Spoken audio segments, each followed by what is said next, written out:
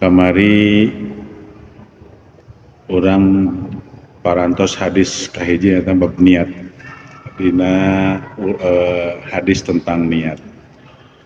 Sateacan dilajeng aya sepotos Imam Syafi'i sareng Imam Hambali atau Imam Ahmad bin Hambal menyampaikan bahwa niat itu sepertiga ilmu. Jadi lamun ilmu teh hiji utuh, ta niat teh sepertiganya. Jadi naon margina, margi af'al atau perbuatan ibadah itu mengandung 3 unsur ibadah. Kahiji unsur hate, kedua unsur arkan atau napi anggota tubuh, katilu unsur lisan. Nah jadi tilu unsur ieu teh sapertiluna teh hate. Nah hate teh tempat nah niat, dan niat itu tersembunyi. Sebab seperti yang kemarin disampaikan, niat teh ijma, sepakat para ulama yen tempatna niat teh di hate, dina kolbu. Tidak ada mungkin hanya sebagian kecil sekali aya misalkan niat teh kulisan, tapi pada hakikatnya dan semua ijma para ulama bahwa niat teh di dalam hati. Nah, cuman ada yang berbeda seperti Imam Syafi'i dan Imam Maliki, niat itu ketika prakna ibadah. Jadi lamun sholat Allahu Akbar, ketika memulai sholat, yaitu sholat itu yang disebut sholat dimulai dengan takbiratul ihram, diakhiri dengan salam. Nah ketika mulai takbiratul ihram, disitulah niat. Itulah Imam Syafi'i dan Imam Maliki. Tapi Imam Hanafi dan Imam Ahmad bin Hambal sebelumnya tapi tetap niat nama dina hate.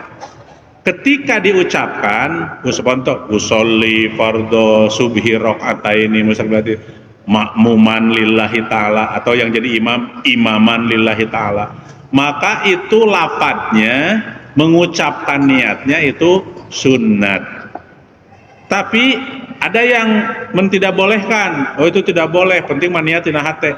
Tapi ada juga tidak bolehkan itu kalau ketika kita berniat khawatir ada yang was-wasnya, Allah was-was. Nah makanya boleh dibimbing atau dimulai dengan lafadz niat. Makanya yang sering was-was itu dimulai wudu, mau udah cuci muka berhenti lagi, was-was, merasa tidak sesuai antara yang diucapkan dengan di hati itu. Nah itu was-was terus, dan waswisu was-was itu dari setan, makanya harus diobatin, harus ada makanya doa sebelum. Makanya itu ketika berniat di dalam hati, tapi untuk membimbing ketika kita mau melakukan suatu ibadah untuk berniat, maka dilapatkan niat itu untuk membimbing supaya hati kita itu lurus. Ya udah selesai, nah dilapatkan dulu usolli fardhu duhri arba rakaat. Ketika Allah, hati kita udah mantap dan udah niat ketika baca takbiratul ihram. Nah jadi itu ketika berniat tidak. Dan dari hadis ini, bab niat ini muncul fikih niat. Jadi ada satu lagi fikih yang berbicara khusus masalah niat, disebut fikih niat. Walaupun setiap kitab-kitab yang menyangkut ibadah pasti ada membahas niat, tapi ada pembahasan khusus masalah niat adalah fikih niat. Makanya ada fikih mawaris. Fikih mawaris itu fikih tentang ilmu waris, ilmu warisan. Ada fikih zakat, ada fikih munakahat tentang pernikahan. Bahkan fikih wanita, fikih nisa, fikih khusus fikih wanita, karena ada beberapa perbedaan yang sangat mendasar antara perilaku perempuan dan laki-laki. Salah satu contohnya masalah haid. Laki-laki mah enggak kecuali men. Kalau perempuan 2 men, laki-laki 1 men, yaitu mensret. Kalau perempuan mensret sama menstruasi. Nah, jadi setiap perilaku yang khususan di wanita, maka ada fikih perempuan. Khusus ibadah-ibadah atau perilaku-perilaku yang menyangkut ketar ibadah yang hanya dilakukan atau dialami oleh perempuan. Nah, mungkin lain waktu kita coba bahas masalah fikih niat. Tapi intinya tadi, niat itu makanya ada fungsi niat itu apakah rukun atau syarat sahnya, itu perbedaan pendapat. Ada yang menyatakan niat itu rukun, makanya di dalam pas mulai ada syarat sahnya. Syarat sah maksudnya dia tidak dalam pelaksanaan tapi sebelumnya, yaitu syarat sah. Itu perbedaan pendapat. Terus ada niat itu, ada yang membatalkan niat. Contoh kita lagi sholat Allahu Akbar, hoream sholatnya hari keureun heula, itu berhenti sholat tuh karena kita udah menyatakan berhenti sholat, makanya batal niatnya, ibadahnya batal. Makanya kalau dalam puasa jangan main iya merek batal, udah batal aja, itu sudah batal niatnya. Nah, itu salah satu contoh. Jadi ada yang membatalkan niat itu apa saja. Terus niat itu, tapi yang jelas salah satu fungsi niat itu membedakan antara ibadah dengan perilaku ibadah dan ibadah. Contoh, ari makan ibadah sanes, secara umum mubah. Tapi lamun orang niat tuang supados orang kiat karena ibadah, maka jadi ibadah kuniatan. Tapi niatna makan tuh wajib. Lamun niat wajib, mau makan niat wajib, mas setiap mau makan niat abdi imam bade ibadah, enggak. Atau niat ke pasar itu mubah, nggak perlu niat. Tapi kalau kita mau ke pasarnya itu untuk menjaga diri, menjaga hati, jangan sampai kita tergoda bahkan sampai anu itu perlu gebalanya gitu. Nah, makanya diniatan, ya Allah abdi ka pasar teh mudah-mudahan di meser anu peryogi sareng meser nate kanggo keperluan kanggo ibadah. Jadi diniatan, boleh diniatan tapi tidak wajib. Tapi ketika melaksanakan ibadah wajib niat. Kenapa? Dalilnya jelas. Hadis yang kemarin kita baca, innamal a'malu binniyat. Setiap amalan itu tergantung niat, atau setiap amalan itu bisa sah amalan itu kalau melakukan niat. Dan niat itu tempatnya di mana? Di hati, tidak diucapkan. Yang dilafadzkan atau diucapkan itu sunnah. Kemudian ketika kita berniat harus jelas membedakan. Contoh, urang teh ieu teh erek salat sunat, erek salat wajib. Contoh pas masuk masjid. Sunatnya ketika masuk masjid, sunat apa dulu? Aya 2 Ibu, Bapak. Lalu kita habis wudu, ada 2 tuh, tahiyatul masjid heula nah sukril wudu atau salat sunat wudu. Dihijikeun boleh. Nah, kalau sama-sama sunat dan sunat. Tapi kalau sunat dan fardu, contoh niat saya sholat subuh tapi katinggalan umpamana pas rek qobliyah subuh, pas imam sudah sholat, boleh nggak niat sambil ya Allah niat saya sholat fardu subuh dan sholat qobliyah subuh. Nah, itu ada yang membolehkan. Nah, itu ada pembahasannya niat. Nanti kalau merubah niat, kira Allahu Akbar, abi tadi sholat fardu, hari berek sholat sunat, batal. Tapi kalau umpamanya sunat ke fardu, ada yang membolehkan. Jadi itu bermacam-macam. Contoh, kan ada kisah Rasulullah ketika Rasulullah pulang dari masjid, pulangnya agak udah matahari terbit, kemudian pulang ke rumah, ya Aisyah, sarapan tuh gitu. Nggak ada ya Rasulullah. Udah saya niat puasa aja. Nah, jadi niat puasa sunat, nah dari situ jadi ketetapan hukum. Kalau niat puasa sunat boleh lewat fajar, tapi sebelum tergelincir matahari. Tapi lamun ngeslohor katiduran umpamana atau sholat subuh tidur blok, ai gugah-gugah lohor candahar tapi teu lapar rek puasa, nggak sah karena sudah tergelincir matahari. Sebelum tergelincir matahari boleh niat puasa. Jadi begitulah, jadi niat itu ada terikat oleh waktu, oleh tempat. Contoh haji, kan tidak sembarangan niat haji, harus ada di mikot. Kalau dari Madinah ke Mekah di Bir Ali, kemudian ada kalau dari Mekah ke Jarona, nah itu 4. Jadi niat itu bisa dipengaruhi juga oleh tempat, oleh waktu. Kalau waktu seperti bulan puasa boleh, kalau puasa sunat boleh lewat fajar atau pagi-pagi boleh. Tapi kalau puasa fardu wajib sebelum terbit fajar. Seperti itu. Jadi, nah itu niat. Makanya urusan niat, Imam Syafi'i dengan Imam Ahmad bin Hambal menyatakan niat adalah sepertiganya ilmu. Bahkan ada yang menyatakan sepertiganya agama. Karena begitu pentingnya niat. Ibu duduk di sini. Memang ini kan pekerjaan wajib dalam arti tolab ilmunya. Tapi kan tidak terikat oleh waktu, kapan dan dimanapun segala macam. Akhirnya makanya ketika kita mau ini saya mau tolab ilmu, nah, makanya ketika diawali dengan kita membaca doa Fatihah kemudian segala macam. Nah itu untuk meyakinkan hati bahwa kita itu mau tolab ilmu. Kemudian menyebut nama, kalau kita kita membaca kitab siapa, sebutkan nama pengarang kitabnya, itu lebih barokah.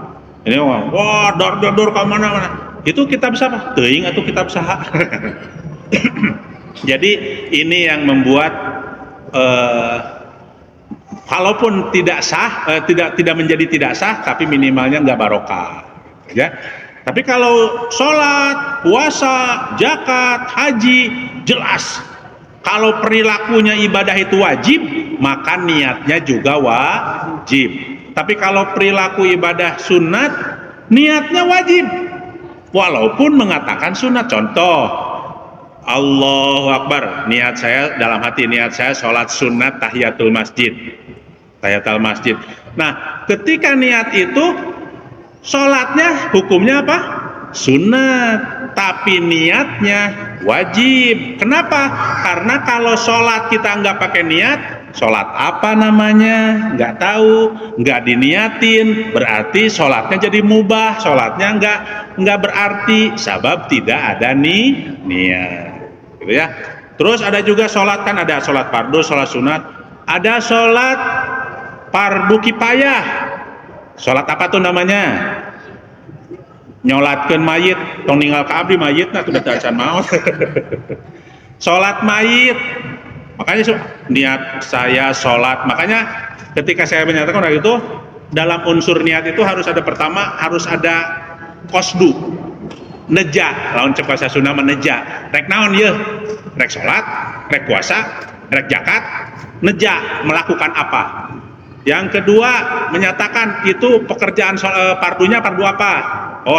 Tadi niat saya sholat naon, sholat fardu, sholat isya.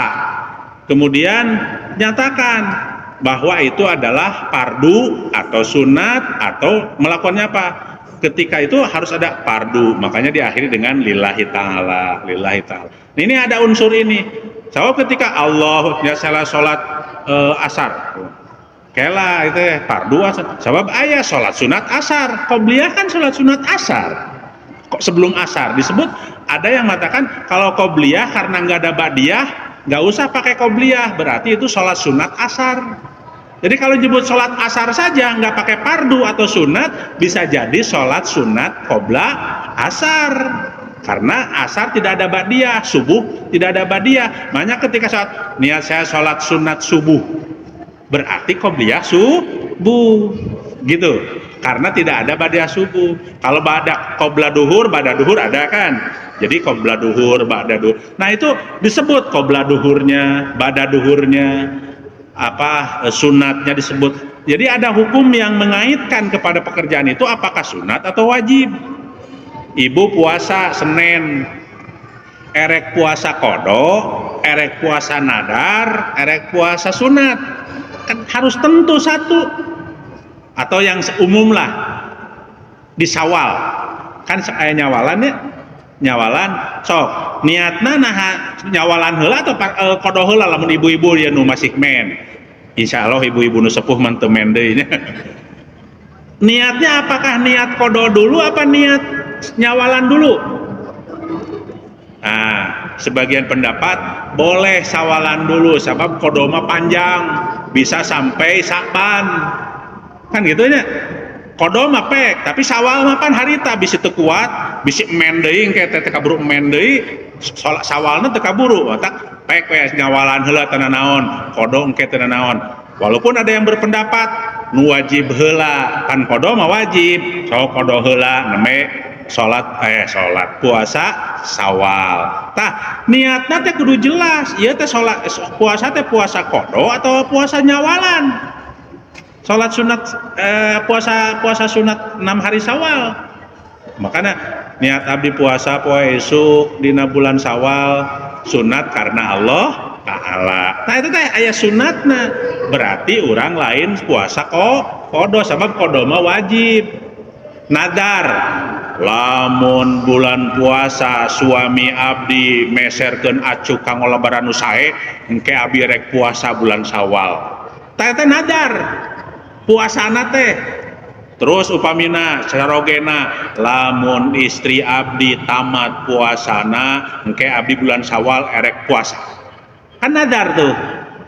Ketika bulan Syawal ayat 3 ya bagi laki-laki atau bagi perempuan, mungkin laki-laki juga pernah sakit atau apa ya, tinggal puasa atau safar perjalanan jauh, maka ada yang batal. Maka di bulan Syawal tuh ada 3 kemungkinan. Naha puasa kodo, naha puasa nadar, kusawab tadi nadar teh, atau kalau anak saya lulus maka saya akan puasa bulan Syawal.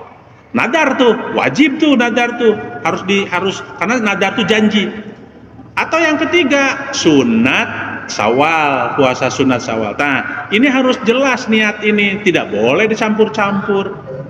Nadar jeung kodo nggak bisa, 2 wajib dihijikeun nggak bisa. Enak aja. Jadi yang sunat Syawal pek salah sahiji, walaupun sebagian pokoknya mah niat kodo weh, lamun teu kaburu nyawalan pan lumayan da puasa di bulan Syawal ge kasebut Syawal ngeun pahala sunat teu kengeng ngeun meunang puasa dina bulan Syawal walaupun ngodoan, sabab ngodoanna 30 poe upamana. Ya udah, artinya kembali ke tadi, niat itu ada yang mengikat. Kewajiban dalam setiap ibadah yang wajib, dan kewajiban setiap dalam ibadah-ibadah yang lain tergantung posisi ibadahnya itu apakah sunat atau fardu kifayah. Nah ketika kita sok sholat mayit ibu, insya Allah sholat mayit dan masih kena hirupnya pamitos maut memoal. Allah niat abdi sholat mayit karena ieu mayit, sebutkan mayit ieu saha, lamun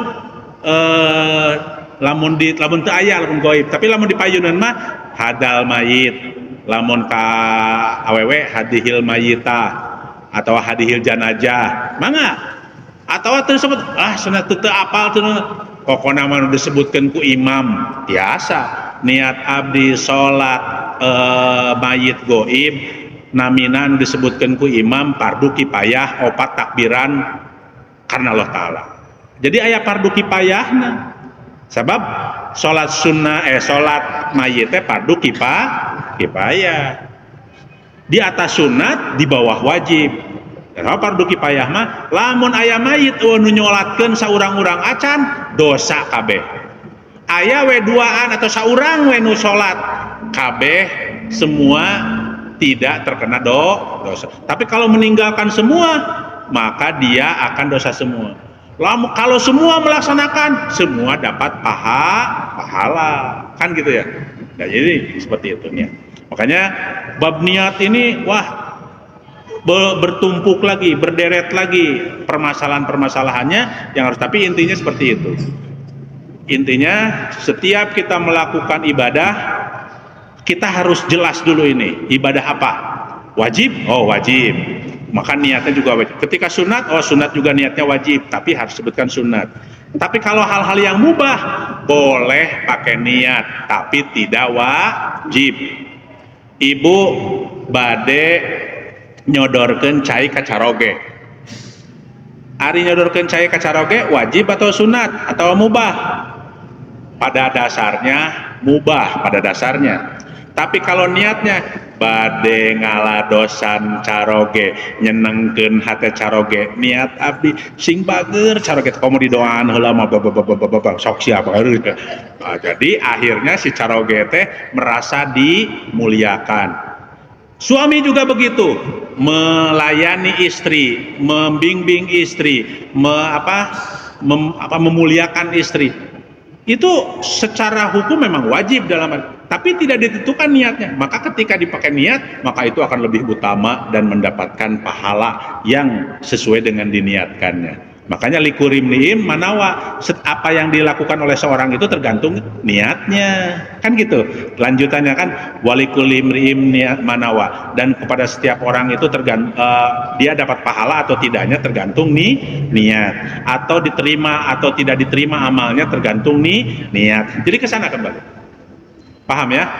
Nah insya Allah mudah-mudahan kalau kita bahas ada buku-buku atau kitab-kitab masalah fikih niat banyak atau ada beberapa kitab yang memang membahas khusus niat dan itu bermacam-macam. Bahkan kalau kita baca syarah kitab ini Nawawi, Arba'in Nawawi ini ada syarahnya ketika menjelaskan hadis ini, wah sabaraha halaman ngaderet masalah niat, permasalahan niat itu dibahas. Itu syarah teh yang menjelaskan kitab. Banyak kan yang kalau disebut ini matan itu hanya kitab asli karangan siapa, ada yang mensyarahnya seperti Bukhari Muslim ada syarahnya, Bukhari kitab Muslim, seperti Tanqihul Qaul yang dibaca malam Sabtu itu ada syarahnya, yang dibaca itu matannya. Kitab artinya karangan ulama yang itu pada ada yang menjelaskannya seperti itu.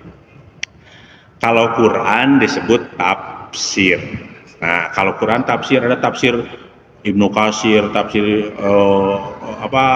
banyak tafsir yang biasa di pesan-pesan yang tafsir Jalalain, tafsir Al-Marogi, tafsir menafsirkan sesuai dengan kemampuan dan sudut pandang keilmuan yang dimiliki oleh penafsir itu, ahli tafsir itu. Baik, kita lanjutkan ke hadis yang kedua. Bismillahirrahmanirrahim. Al-hadisus sani, hadis yang kedua. An Umar radhiyallahu anhu aidon. Dari Umar, semoga Allah meridhoi kepadanya, aidon lagi. Ya. Jadi ti Umar nu kahiji kan ti Ibnu Umar bin Khattab, ya ti Umar oge. Qala nyarios Ibnu Umar bin Khattab, an Umar. Bainama dina hiji waktu, gitu kan. Bainama tuh ketika, suatu ketika kalau bahasa Indonesianya. Nahnu julusun inda Rasulillah, kami duduk bersama Rasulullah. Inda itu di samping, inda itu di sekitar. Makanya diartikan secara umum inda Rasulullah, bersama Rasulullah. Kalau bersama Rasulullah bisa di belakangnya, bisa di sampingnya, bisa di hadapannya, pokoknya mana tak seperti kia, itu indah. Nahnu julusun indal masjid, kita duduk bersama di masjid. Belah mana? Ayan di sisi, ayan di tengah, ayan di payun, ayan di luhur. Jadi indah masjid, di sekitar atau di sekeliling atau bersama, kita duduk bersama di masjid. Ya, kalau nahnu julusun indah masjid. Nahnu julusun, kita duduk, kami duduk indah Rasulullah, bersama Rasulullah, atau kalau bahasa Sundanya caket didenya, indah Rasulullah, dekat dengan Rasulullah, berarti dekat. Untuk di teras gitunya, kalau di teras mah tebih. Walaupun pada dasarnya secara ini masih dekat karena di dalam masjid, dibandingkan di Bandung masih kena di dekat di teras. Dzata yaumin, pada suatu hari, dina hiji waktos atau dina hiji dinten ittola'a tos sumping atanapi datang alaina ka abdi sadayana rajulun hiji laki-laki hiji pameget. Jadi ieu teh nu nyarios teh saha? Masih keneh Umar. Da acan Rasulullah teh acan ngadawuh ieu teh. Jadi masih dalam artos ketika ini kan an Umar bin Qala. Jadi Umar bin Sayyidina Umar nyarios qala nyarios Sayyidina Umar dina hiji waktos abdi sadayana sareng para sahabat usnes calik sareng Rasulullah caket Rasulullah ngariung lah cek urang mah. Data yaumin itola alaina, kemudian di suatu hari kata Umar bin Khattab itola alaina datang kepada kami rojulun seorang laki-laki syadidun bayadis siab. Syadid itu yang banget lain banget rokoknya banget rokok mah segak banget namanya banget bahasa Sundanya banget bahasa Sunda ya sangat kalau Indonesia kan sangat. Syadidun yang syadidul bayadis siab yang sangat putih pakaiannya. Syadidu sawadis syar yang rambutnya sangat hitam. La yuro alaihi asarus safar, tidak terlihat daripadanya bekas-bekas perjalanan jauh. Jadi ketika lagi duduk datang seorang laki-laki bajuna teh bodas teh rambutna teh meuni hideung teh la yuro alaihi asarus safar teu katingali eta jalmi teh tos jalan perjalanan jauh gitu. Lamun urang apa anu contoh urang nuju ngariung tiba-tiba anu sumping tos di Jawa pan katingali rambutna rada lusuh gitunya kulitna rada kusam data can ibak nah contohna gitu tah ieu mah henteu katinggal jalmi eta teh siga nu tos perjalanan jauh gitu. Wala yarifuhu minna jeung di antara kami teh eueuh nu wawuh tidak ada yang kenal di antara kami itu gitu ya. Ahadun saurang oge hatta jalasa sehingga ketika itu si laki-laki itu duduk ilan nabi kepada Nabi sallallahu alaihi wasallam fa asnada rukbataihi ila rukbataihi. Asnada itu menyenderkan lamun urang mah ngantelkeun gitu biar aku nyenderkeun mah tuh numpangnya gitu atau non ieu mah jadi paadak lah gitu. Asnadu teh paadak beradu. Asna itu menyenderkan menyandarkan. Jadi pas nada rukbataihi la rukbataihi maka si laki-laki itu merapatkan kalau bahasa halusnya atau bahasa merapatkan lututnya terhadap lutut Rasul. Jadi paadu tuur cek urang antawis lalaki eta sareng Rasulullah. Wa wadoa kapaihi ala fahidaihi jeung nyimpen wa wadoa teh nyimpen menaro sanes munaro sanes munaro mah orang Betawi menaro atau meletakkan tangannya ala pahidaihi di atas paha Rasulullah. Jadi pas udah masih gak calik nah gitulah karena pahana atau pingpingna Rasulullah. Waqala sareng nyarios si eta pameget teh ya Muhammadu, hei Muhammad, akhbirni teh bisa diartikan cik berebeja kaula, akhbirni berebeja kaula, atau bisa jadi akhbirni cik jawab kaula rek nanya. Berarti cek bere jawaban kaula rek nanya ye akhbirni, atau akhbirni bere kabar kaula, berebeja kaula. Gitunya. Jadi bisa berebeja atau akhbirni beri kabar kami. Kalau bahasa Indonesianya akhbirni beri kabar kami. Beri kabar aku. Anil Islam, apakah itu Islam? Makanya kalau anil Islam dari akhbirni anil Islam, beri kabar kami tentang Islam. Tapi kalau akhbirni beri jawaban saya anil Islam tentang perkara tentang Islam. Jadi tergantung bahasanya. Jadi kalau akhbirni beri kabar kami anil Islam tentang Islam. Akhbirni beri jawaban kami anil Islam apa itu Islam. Jadi begitulah bahasanya. Pakola, maka berkata siapa Rasulullah Sallallahu Alaihi Wasallam, al Islamu, Islam itu antashhada, yaitu saya bersaksi, bahwa bersaksi, antashhada, nyaeta nyaksian anjeun, antashhada antasada bersaksi kamu. Tasada itu kan, tasada itu kitabnya kepada anta, kamu, domirnya antashada, bersaksi kamu, Allah ilaha, tidak ada Tuhan illallah kecuali Allah, wa anna Muhammadan, dan sesungguhnya Nabi Muhammad Rasulullah, utusan Allah. Yang itu, jadi ketika itu laki-laki bertanya kepada Rasulullah, toh akhbirni anil Islam, sok lamun cek urang menjelaskeun naon Islam teh gitu. Tanu namina Islam saur Rasulullah, maka Rasulullah berkata, bersabda, yang namanya Islam itu antashhada alla ilaha illallah, kamu bersyahadat, bersaksi kepada bahwa tiada Tuhan selain Allah dan Nabi Muhammad adalah utusan Allah yang pertama. Wa tuqimas sholata, dan yang kedua menegakkan salat. Wa tu'taz zakata, dan yang ketiga menunaikan zakat. Wa tasuma ramadhana, dan berpuasa di bulan Ramadan yang keempat. Wa tuhijjal baita, dan yang kelima bahasa Sunda memunggah hajinya, melaksanakan atau menunaikan atau mengunjungi Baitullah, melaksanakan ibadah haji ke Baitullah. Ini statota, kalau kamu mampu, ilaihi, terhadap perjalanan haji itu. Jadi dari sekian yang itu, yang bersyarat cuma satu.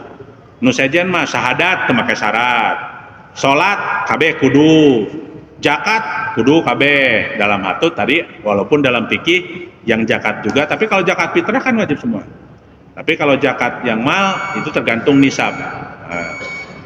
Ini satu nilai sabila, apabila dalam perjalanan hajinya dia mampu dalam arti mampu duitnya, mampu tenaganya, mampu waktunya, aman dan segala macam.